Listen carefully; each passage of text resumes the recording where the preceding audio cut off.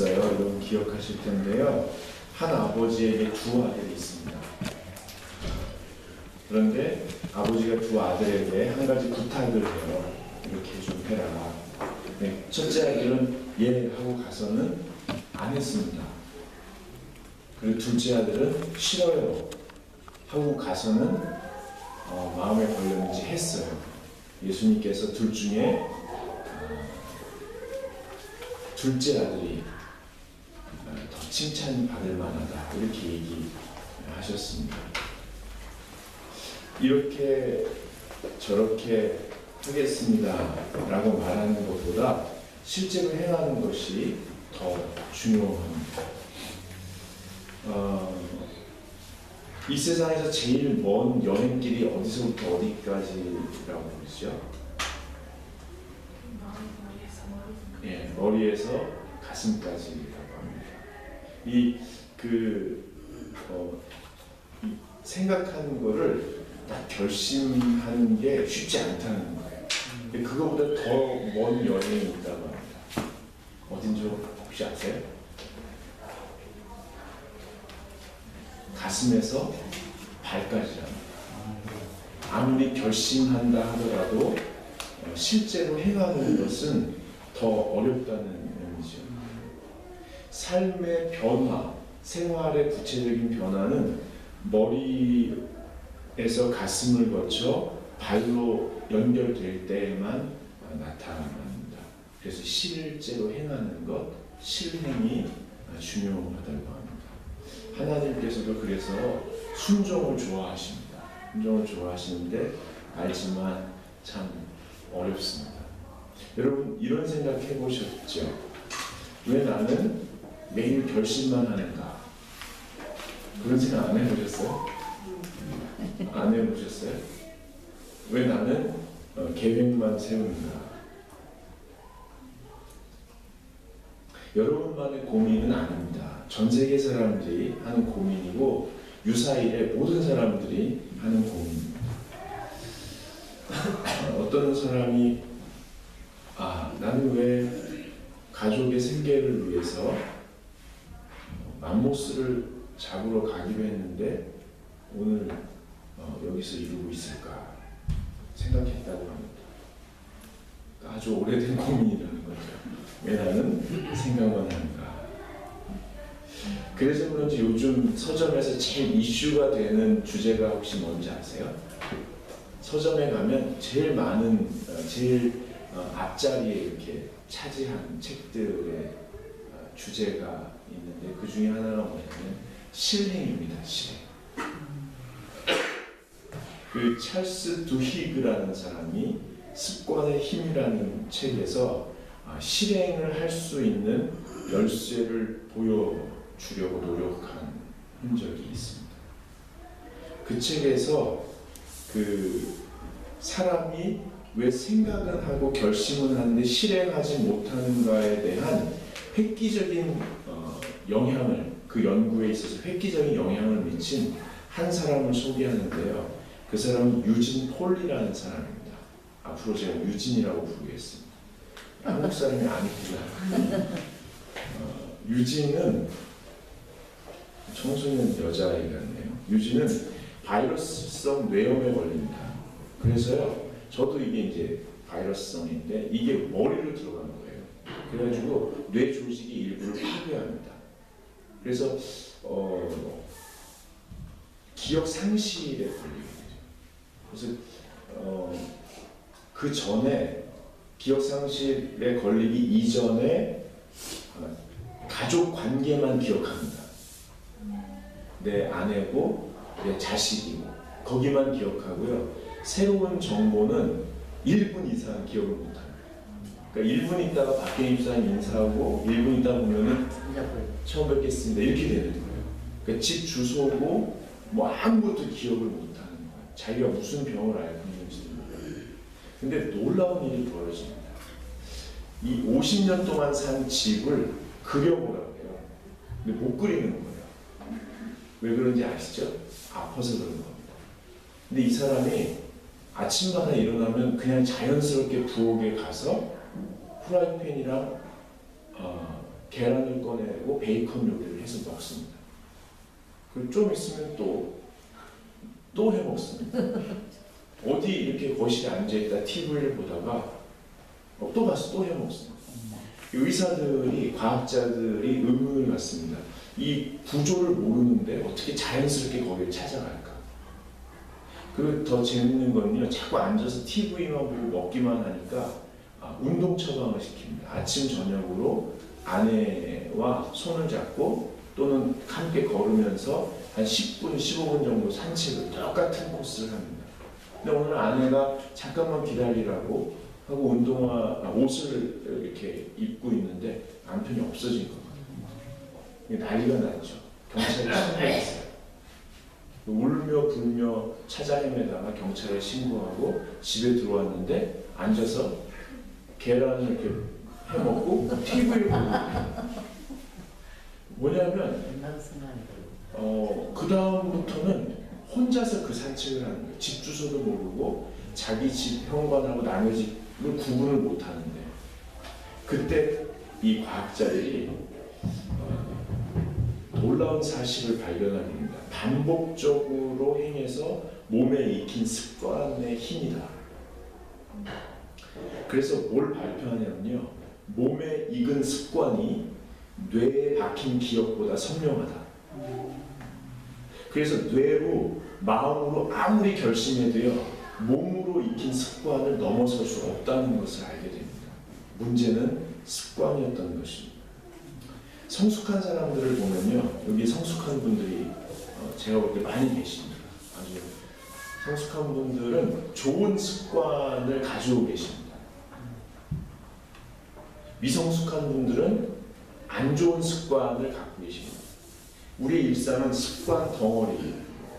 듀크 대학에서 2006년에 한 사람의 하루는 40%의 습관 덩어리로 채워져 있다고 합니다. 습관이 되면 뇌는 더 이상 작동하지 않습니다. 다른 데 할 일을 하기 위해서 에너지를 줄입니다. 여러분은 어떤 습관을 갖고 계십니까? 제가 한번 여쭤보겠습니다. 아침에 일어나면 가장 처음 무엇을 하십니까? 이 습관의 문제입니다. 아침으로는 무엇을 드십니까? 출근을 하면 처음에 의자에 앉아서, 책상에 앉아서 무엇을 하십니까? 아니면 주부라면, 전업주부라면 모두가 나가고 혼자 있는 집에 오전에 처음에 무엇을 하십니까? 또 점심은 무엇을 드십니까? 퇴근하면 처음에 무엇을 하십니까? 그리고 잠들기 직전에는 무엇을 하십니까? 일 처리를 할 때는 어떤 태도로 하시는지, 사람을 대할 때는 어떤 마음을 품고 대하시는지, 주말은 어떻게 보내시는지, 개인, 가정, 기업, 교회, 그리고 국가의 습관을 점검해 봐야 합니다. 여러분은 어떠십니까? 결심이 습관을 못 이깁니다. 그래서 이런 책도 있어요. 당신이 결심하면 당신의 뇌가 비웃기 시작합니다. 이런 책도 있어요. 과학자들이 우리를 조롱하는 것 같아요. 다 밝혀내면서 이제서 얘기를 하는 것 같아요. 그래서 제가 먼저 여러분에게 말씀드릴 것은, 나는 왜 결심만 하고 실행을 못하나?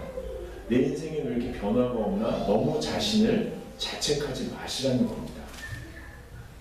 아무리 결심해도, 아무리 생각을 정리해도, 아무리 마음을 다잡아도 변화를 일으킬 수가 없다는 겁니다. 그러므로 여러분을 너무 탓하지 마십시오. 자신을 탓해서 성공한 사람은 없습니다. 자, 그렇다면 좋은 습관을 형성하기 위해서는 몇 가지 제가 제안을 하겠습니다.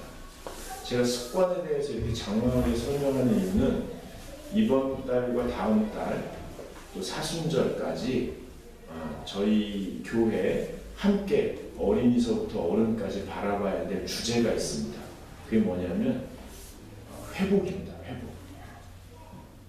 절망에 빠진 우리들, 반복적인 실수에 빠진 우리들을 하나님께서 놔두지 아니하시고 시간과 공간 속으로 개입해 들어오셔서 우리를 새롭게 하시고 회복하시겠다고 선포하신 것입니다. 그래서 2월, 3월이 지나면서 아주 거창한 건 아니지만 작은 것이라도 구체적으로 예수님 때문에 우리 생활 속에 변화되는 것이 있었으면 하는 소망을 담아서 여러분에게 말씀드립니다. 자, 좋은 습관을 형성하려면 첫째로 습관이 형성되는 메커니즘을 좀 이해하실 필요가 있습니다. 세 단계로 형성되는데요. 첫째는 신호입니다. 신호가 깜빡거리면 그 신호에 따라서 반복 행동을 합니다. 반복 행동을 마치고 나면 보상이 주어집니다. 예를 들면 운동하는 습관을 들이고 싶다. 그런 분은 신호를 놔주셔야 됩니다. 뭐냐면 잠자리 옆에다가 운동복을 딱 개어놓고 있으셔서 눈을 뜨면 운동복을 볼 수 있고, 그리고 그걸 바로 입는 겁니다. 바로 입고 그리고 나가서 운동화끈을 신고 나가서 걷거나 뛰는 겁니다. 이게 반복적인 행동이 쌓이면 보상이 뭐냐면 이렇게 엔돌핀이 돌면서 몸이 기분이 좋아지고 건강해지고 마음도 편안해집니다. 이 체계가 돌아가면 나중에 마음도 건강하고 몸도 건강한 열매가 맺혀집니다. 실제로 캠브리지 대학의 치인이라고 있습니다. 중국 허슨 테일러와 함께 중국 선교를 나섰던 사람이죠. 이 8명이 중국 선교를 시작한 후에 100년 후에 중국 그리스도인들이 8천만 명이 됩니다. 지금은 1억이 넘었죠. 근데 그 중에 한 사람이 그 캠브리지 7인이 여러분이 지금 하시고 계신 큐티라는 경건의 훈련을 만들어낸 사람들입니다. 캠브리지에서는 공부도 많이 해야 되지만 운동도 많이 해서 거의 국가대표 선수가 거기서 나옵니다. 그러니까 이 친구들이 캠브리지 대학에 들어가면 4시간 이상을 잘 수가 없었던 거예요. 그런데 날마다 모여서 중국을 품고 기도하다 보니까 시간이 모자라는 거죠. 그래서 더 기도해야겠다는 생각을 한 겁니다. 그래서 아침에 일어나서 따로 개인적으로 경건의 훈련을 하기로 결심합니다. 근데 너무 피곤해서 잠용종을 5개를 맞춰놨는데도 일어나지 못하는 겁니다. 그 신호가 아무리 울려도 못 일어나는 거죠. 그래서 한 사람이 그 신호 체계를 고안해냅니다. 잠용종이 울리면 릴 낚시에 연결이 돼서 낚싯줄이 이렇게 당겨집니다. 그러면은 낚싯바늘이 걸려있는 이불을 확 들쳐내죠. 근데 이 사람이 팬티만 입고 자는 거예요. 딱 들쳐내면은 바로 일어나서 기숙사 바깥에 현관으로 뛰어나갑니다. 그리고서는 와 소리 지르다가 정신이 돌아오면 창피하니까 들어와서 옷을 입고 바로 큐티를 시작한다고 합니다. 이것이 신호, 반복, 행동, 그리고 보상입니다. 근데 여러분이 좋은 습관을 들이고 싶거나 나쁜 습관을 버리고 싶다면 여러분이 받고 싶은 보상에 집중하셔야 됩니다. 나는 어떤 보상을 원하길래 나쁜 습관을 선택하는 것일까? 그래서 보상 받기를 원하는 것을 잘 살펴보시고 자기를 정중하게 대해 주셔야 됩니다. 아, 내가 외로워서 그러는 거구나. 내가 위로받고 싶어서 그러는 거구나. 내가 격려받고 싶어서 그러는 거구나. 내가 건강하고 싶어서 그러는 거구나. 이런 것들.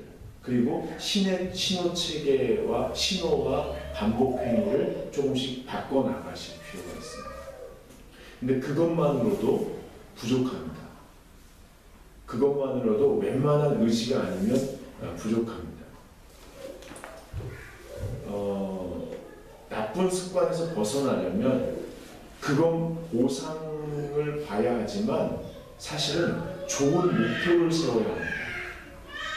좋은 목표를 세울 만한 열정이 없는 겁니다, 우리한테. 좋은 목표를 세워야 하는데요. 제가 소망교회 처음 갔을 때 소망교회 교인들이 맛있는 걸 너무 많이 사주시는 거예요. 그래서 2달 만에 여러분이 안 믿으시겠지만 4kg가 찝니다, 2달 만에. 그래서 뒤뚱뒤뚱 거리면서 다녔는데 제가 이거 말해도 될지 모르겠는데 몸무게가요 84kg에서 86kg로 왔다 갔다 하기 시작합니다. 짐승 보듯이 멋있는데요. 별 불편함 없었습니다. 뭐 조금 얇게 덧붙인 것밖에 없으니까 다닐만 했습니다. 근데 4년이 지난 후에 제가 체중 감량을 목표로 세우게 됩니다. 그리고 정확히 한 달에 1kg씩 빠져서 10개월 후에 10kg가 빠집니다. 그래서 74에서 75kg가 됩니다. 지금은 한 1, 2kg 정도 더 쪘습니다. 꼭꼭 씹어서 천천히 먹었고 꾸준히 걸었습니다. 간식을 먹지 않았습니다. 탄산음료도 먹지 않았습니다. 싱겁고 몸에 좋은 것만 아주 꼭꼭 씹어서 천천히 먹었습니다. 근데 제가 목표를 세우고 실행할 수 있었던 것은요, 사실은 어떤 한 의사의 말 때문이었습니다. 저를 진맥해보니 이러는 거예요. 제가 한 번도 들어보지 못했던 소리. 선생님은 입이 참 건강하십니다. 식욕이 왕성하다는 거예요. 그런데 반면에 위가 아주 약하십니다. 만약에 입이 땡기는 대로 다 드시면 위는 쉬지 못하고 계속 일해야 합니다. 그리고 쉴만 하면 또 드십니다. 또 일합니다. 그래서 위가 지칩니다. 위가 지치니까 간하고 폐가 위를 도와주고 싶어서 애써서 도와주다가 얘네도 지칩니다. 그래서 점점 체력이 고갈되는 겁니다. 그 얘기를 듣는 순간 제가 한평생 연약한 위를 배려하지 않고 돼지처럼 짐승처럼 먹어대는 것이 너무 미안해지기 시작했어요. 그래서 위를 돌봐주기 위해서 내가 할 수 있는 게 뭔가, 위의 수고를 덜어주기 위해서 할 수 있는 게 뭔가, 꼭꼭 씹어서 먹는 거였습니다. 너무 꼭꼭 씹어 먹다가 아구가 아파가지고 더 이상 먹지 못할 때쯤에 다른 사람들은 다 일어나서 나가는 겁니다. 따라 나가고 그랬습니다. 그랬더니 자연스럽게 줄어들었습니다. 여러분, 좋은 목표는 더 나은 생활과 온전한 삶에 대한 열망에서 비롯됩니다. 다시 말씀드립니다. 좋은 목표가 있어야 좋은 습관을 들이는데, 좋은 목표는 더 나은 생활과 온전한 삶에 대한 열정에서 비롯됩니다. 하나님 나라에 대한 비전을 품은 사람, 다시 오실 예수 그리스도를 간절히 그리워하는 사람만이 거룩한 삶에 대한 열정을 품게 됩니다. 거기서부터 좋은 목표가 나옵니다. 초대교회 사람들이 왜 그렇게 예수가 오기를 기다렸을까요? 초대교회 사람들이 왜 그렇게 예수를 갈망했을까요? 다시 오실 예수가 오셔야만 버틸 수 있었던 것입니다. 생활의 구체적인 변화가 거룩한 열망에서 생깁니다. 저는 그리스도인으로서 여러분들이 하나님께서 허락하시는 거룩한 열망, 좋은 목표를 세우시고 좋은 습관을 하나하나 챙겨가시면서 더 건강한, 더 평안한 날을 누리실 수 있기를 주님의 이름으로 간절히 부탁드립니다. 여러분, 2700여 년 전에도요, 남유다가 아주 어려운 상황에 빠져 있었습니다. 왜냐하면 이미 북이스라엘이 아수르에게 정복당했습니다. 아시리아에게 정복당했습니다. 왜 그러냐면 강대국들 사이에서 살아남기 위해서 무리하게 외교를 펼치다가 하나님을 외면하게 됩니다. 그리고 율법을 내팽겨치게 됩니다. 그리고 우상을 숭배하고 사수를 행하게 됩니다. 정보는 거 있잖아요. 그러다 보니까 하나님이 율법에서 참 중요하게 여기셨던 어려운 사람들을 전혀 돌보지 않는 쪽으로 가게 됩니다. 그래서 하나님께서 심판하셔서 아시리아에게 북이스라엘이 멸망하게 됩니다. 근데 북이스라엘이 멸망한 지 몇 년이 안 되겠습니다. 남유다가 그것을 봤어요. 이렇게 하면은 죽는구나라고 봤는데 남유다가 똑같이 그 길을 가는 거예요. 여러분, 인생이 이와 같습니다. 이렇게 하면 죽는 걸 알면서 저렇게 사니까 죽는 걸 보면서도 우리가 멈출 수가 없는 게 우리 인생인 것입니다. 이게 어쩌면 모릅니다.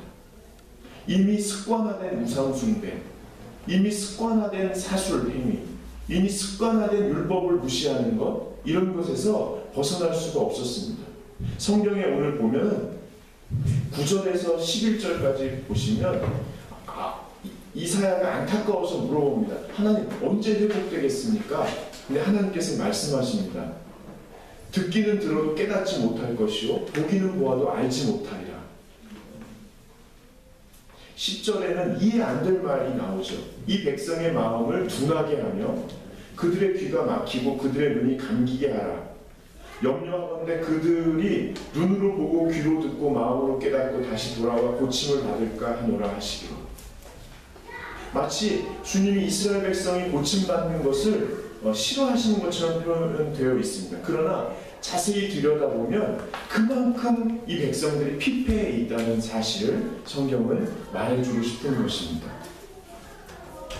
바로 이렇게 절망 가운데 빠져 있을 때, 아무리 결심해도 나아지는 게 없다고 절망하고 있을 때, 우물감에 빠져 있을 때 하나님께서 이사야 선지자를 통해서 회복의 날을 선포하십니다. 회복의 날을 선포하시는데요, 회복의 날에는 두 가지가 들어있습니다. 첫째로는 이스라엘의 죄를 철저히 심판하시겠다는 것입니다. 그리고 이스라엘의 영혼을 온전히 구원하시겠다는 것입니다. 심판과 구원을 동시에 하시는 날이 회복의 날입니다. 사람은 자기를 심판하고 자기를 구원하지 못합니다.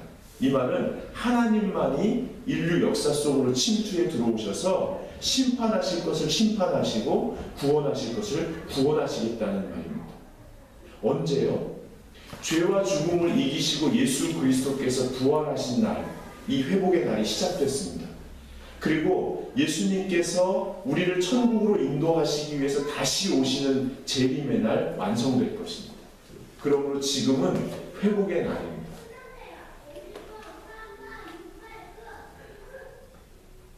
하나님께서 이스라엘 백성에게 이 비전을 품으라고 하십니다. 회복의 날이 있다. 회복의 날이 있다. 내가 씻어낼 수 없는 이 죄에 대해서 하나님께서 씻어주실 날이 올 것이다. 내가 해결할 수 없는 이 연약함을 예수 그리스도의 능력으로 해결해 주시는 날이 임할 것이다. 그리고 나를 하나님의 사람으로 온전히 회복시키셔서 천국 백성으로 삼으시고 영원히 하나님의 품에 안겨 살 날이 올 것이다. 이 두 가지의 의미, 이 회복의 날을 우리가 바라봐야 한다는 것입니다. 바라봐도 너무 바라봐야 합니다. 바라봐도 간절히 바라봐야 합니다. 여러분, 하나님께서 오늘 이 비전을 품은 한 사람을 찾고 계십니다. 하나님의 회복의 날에 대한 비전을 품은 사람, 그 한 사람 때문에 공동체가 바뀌기 때문입니다. 그 한 사람 때문에 나라가 바뀌기 때문입니다. 여러분 다 아는 얘기지만 요셉 한 명 때문에 전 세계가 먹고 살잖아요. 너무 먼 얘기인가요? 모세 때문에 한 민족이 살아나잖아요. 너무 거창한 얘기인가요? 베드로 때문에 교회가 세워지잖아요. 이제 좀 만만하십니까? 베드로 정도면 뭐, 여러분 어린이의 도시락 하나 때문에 3만 명이 배부르게 먹잖아요. 이 회복의 날에 대해서, 회복의 날이 뭐라고요? 나의 연약함과 악독함을 내가 해결할 수 없다는 거예요. 하나님이 해결해 주신다는 거예요. 그리고 나의 영혼은 하나님의 자녀됨으로 온전히 회복될 것이다. 구원받을 것이다. 이 두 가지를 받아들이는 것. 누구 때문에? 예수 그리스도 때문에 받아들이는 것. 그래서 예수 그리스도를 가슴에 품은 사람은 이 두 가지 생각이 늘 있습니다. 나의 연약함과 악독함이 예수를 죽였다. 예수 아니면 나를 구원하실 분이 없다. 이 사실을 꼭 품고 다닙니다. 또 하나는 나는 하나님이 예수를 죽이면서까지도 구원하고 싶은 사랑스러운 존재다. 나는 세상에서 우주보다 더 존귀한 존재다. 이 두 가지 사실이 동시에 가슴 깊이 박혀있는 사람, 이 사람이 회복의 날을 바라보는 사람입니다. 이런 사람 때문에 사람들이 공동체가 구원받습니다. 여러분을 하나님께서 지금 부르고 계십니다. 이제 그 부르심에 앞으로 2달 동안 응답해 가야 합니다. 여러분 때문에 공동체가 살아날 것입니다. 아멘. 사실은 엄밀히 말하면 여러분 안에 계신 예수 때문에 여러분이 개입된 모든 것이 살아날 것입니다. 아멘. 그래서요, 첫 번째로 여러분들이 가족과 친구들에게 회복의 날을 선포하셔야 됩니다. 이사야가 그런 것처럼 너희들 심판받을 것이다, 너희들 구원받을 것이다, 아주 강하게 얘기했습니다. 하나님께서 우리에게 이사야처럼 살기를 원하시는 거예요. 가족과 친구 그리고 동료들과 생활하시면서 여러분 한번 보셔야 합니다. 하나님의 눈으로 이거 아닌 것 같다. 성경적인 가치관으로 볼 때 이거 아닌 것 같다. 그러면 얘기해야 하는 거예요. 이게 불편하실 텐데. 정 집사님 잘 하시죠? 정 집사님 잘 하시는 편이십니다. 저는 잘 못하는 편입니다. 어떻게 한번 해보시겠어요? 쉽지는 않거든요. 쉽지는 않은데 이렇게 하는 거예요. 이거 그렇다. 근데 그 상대를 봐가면서 상대의 성숙도를 봐가면서 이렇게 하는 거죠. 어떤 사람이 너 그렇게 살면 안 된다. 너 이제 네 힘으로 살아야 된다. 언제까지 부모한테 기대고 선생님한테 속상하게 하고 그렇게 살 거야. 너 일어서서 힘을 내야 된다. 막 그런데 그 앞에 깐난아이가 누워있었다는 거야. 화면에 착각하면서 이러면서 있었다는 상대를 봐가면서 해야 되는데 그런 마음이 늘 있어야 되는 거죠.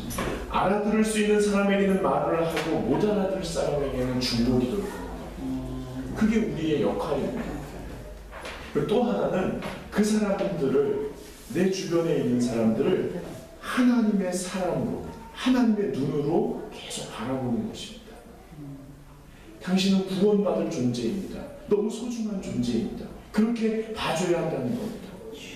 그래서 이 심판과 구원의 메시지를 동시에 가지려면 우리가 십자가를 지신 예수님처럼 끊임없이 기도해야만 가능하다는 것입니다. 더 기도해야만 이런 자리에 들 수 있다는 것입니다. 여러분, 그래서 선지자 노릇을 해야 된다는 거예요. 핍박을 받을 수 있다는 거예요. 아, 저 사람 분위기 몰라. 이렇게 얘기 들을 수 있다는 거예요. 한번 시작하는 거예요. 이제 그러려면, 그렇게 하려면 먼저 해야 될 게 있습니다. 두 번째로, 자신의 연약함과 악독함을 스스로 잘 살펴보는 겁니다. 오늘 5절을 보십시오. 그때에 내가 말하되 화로다 나여 망하게 되었다. 같이 읽겠습니다.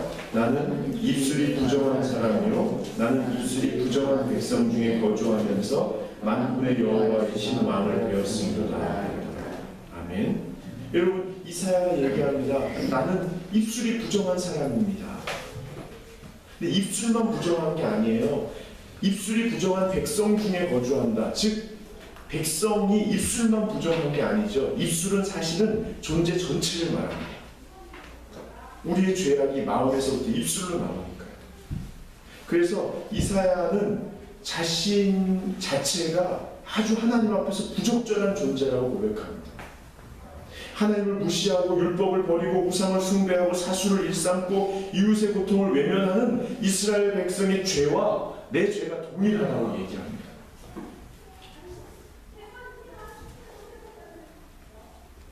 여러분, 하나님의 사람은요, 선지자 노릇을 하기 전에 자기 자신에게 선지자 노릇을 해야 되는 거예요.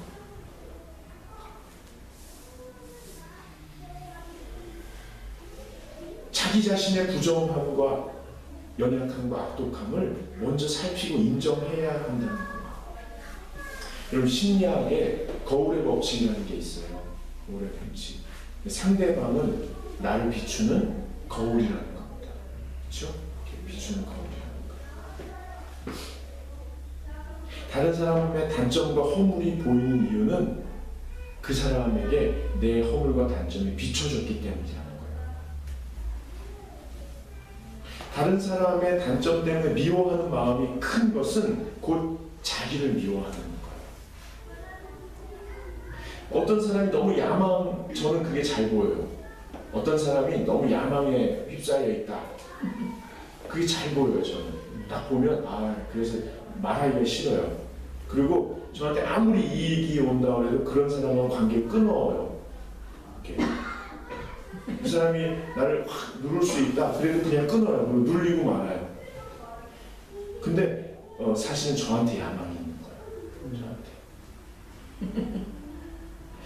제 이 마음을 해결해야 그 사람들과도 사랑 안에서 교제할 수 있는 거예요.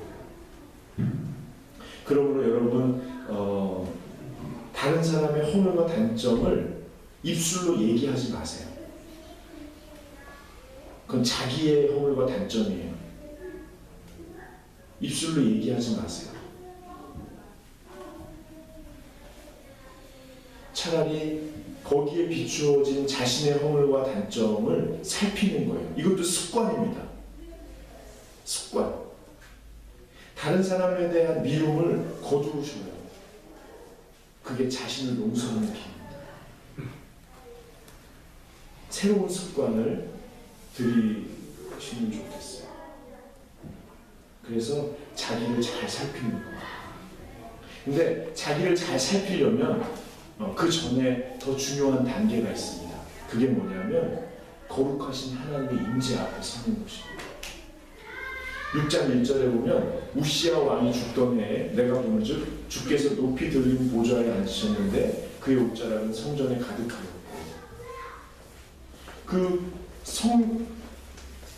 이사야가 보니까 하나님이 보였다는 거예요. 여러분 이게 상상이 돼요?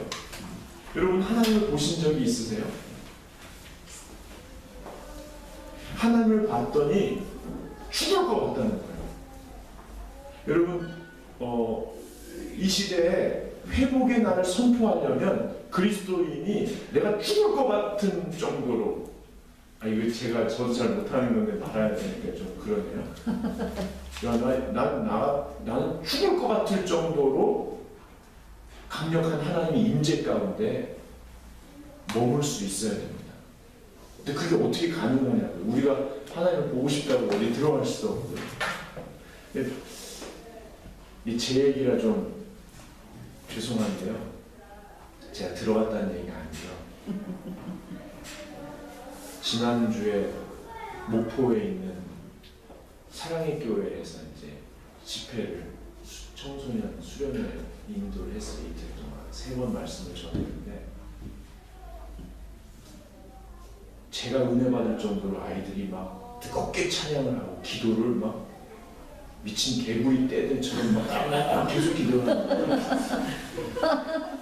제가 들어가자마자 은혜를 받았어요. 첫날 말씀 전하고 둘째 날 아침에 말씀 전하고 마지막 날 말씀을 전하고 이제 기도를 같이 막 하다가 제가 그쪽 목사님께 마이크를 넘기고 거의 11시가 다 돼가지고 7시에 시작한 집회가 11시 반쯤 돼가지고 끝나서 저렇게 내려오다 보니까 기도를 못하는 애들이 있더라고요. 그래서 걔네들 위해서 이렇게 안수해줬어요. 그리고 기도 계속해라. 생각을 기도로 올려드려라 하고 하나하나 만지고 이제 옷을 주섬주섬 입었어요. 숙소로 와서 정리하고 가려고. 이렇게 밤에 옷을 입고 가방을 탁 트는데 목사님이 그러시는 거예요. 여러분 기도를 멈추십시오. 기도를 멈추십시오. 애들이 막 강대 쌓이고 올라와서 막 미친 듯이 막 통곡하는 애들. 기도를 멈추십시오. 제가 저 양반이 왜 그러시지 이제 끝내시나 하고서 이제 가려고 하는데 멈추시면 이렇게 얘기하는 거예요. 제가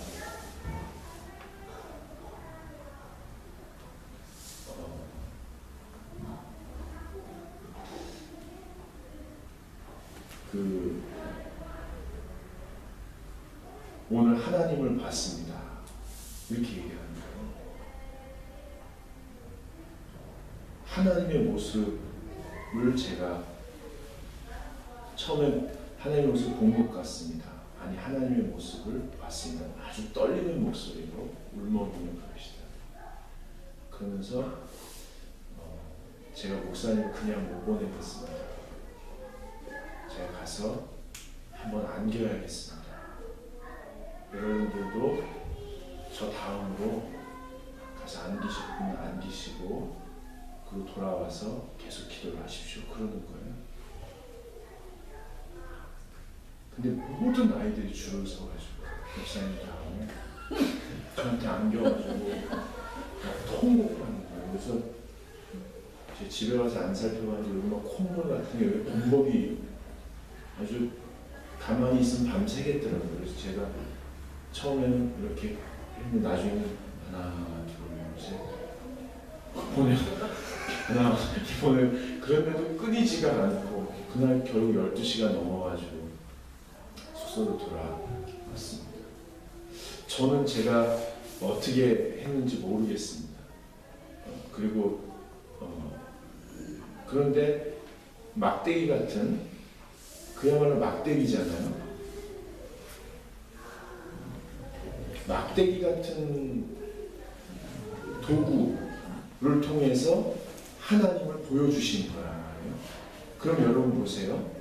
누가 하나님을 볼 수 있는가? 그 아이들을 보면서 제가 느낀 게 하나 있어요. 그게 뭐냐면 이 달걀이 있으면 부화가 되도록 품잖아요. 어미달. 그리고서 어느 순간에 깨주잖아요. 근데 사실 발로 푹 밟으면 다 깨질 수 있는데 그렇게 안 하잖아요. 어떻게 하죠? 어디를 딱 치죠? 어디를 치나요? 원래 이렇게 딱 부술 수도 있는데 부수면 얘가 나와가지고 죽어버린다. 그러면 어미닭이 뭘 기다리는 걸까요? 안에서 이 애가 이 한계, 육체적이든 영적이든 정신적이든 습관이든 뭐든 하여튼 생활이든 이 한계를 넘어 거룩한 어머니, 내 아버지, 주님의 영광을 보기 위해서 어딘가 이렇게 딱 칠 때 그걸 기다렸다 고기를 마주쳐서 딱 쳐주신다.